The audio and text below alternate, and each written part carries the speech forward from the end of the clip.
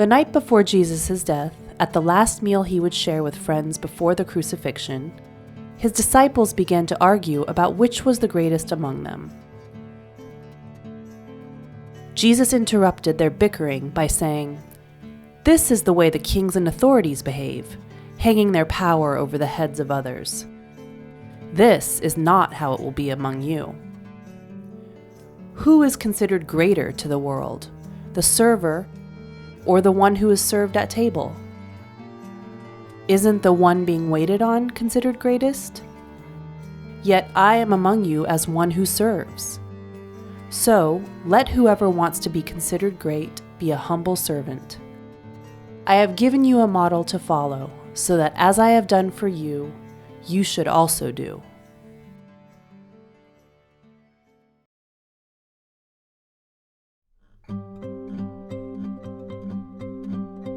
During the first days of Pope Francis's papacy, many of his initial gestures modeled for the world his emphasis on humility and servanthood as Vicar of Christ.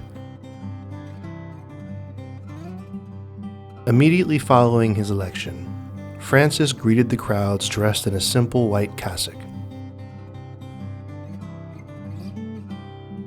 At his first Angelus, he addressed the crowds with a simple request: "Pray for me, I ask it of you." This same humility is reflected when he encounters those who are of other and no faith traditions.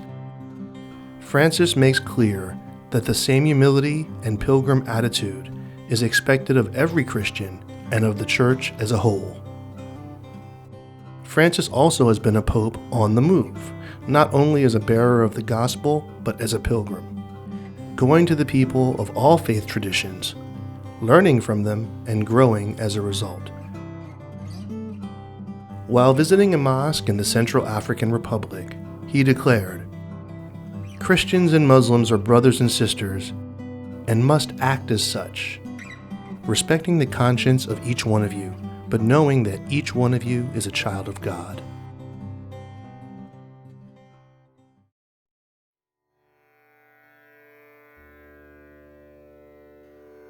In 1953, a year before Reverend Martin Luther King Jr. became a pastor of a church in Montgomery, Alabama, Father Patrick Marr, a newly ordained priest, journeyed from his native Ireland to the same city for his first assignment as parochial vicar of St. Jude's, the parish that served Black Catholics in a racially segregated society.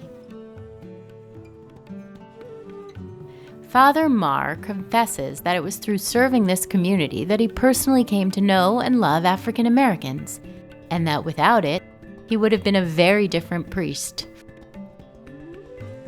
Almost 60 years after his ordination, Father Marr's journey as a pilgrim to the margins continued into retirement, where he volunteered to learn Spanish to celebrate Mass in the native language of Spanish-speaking parishioners.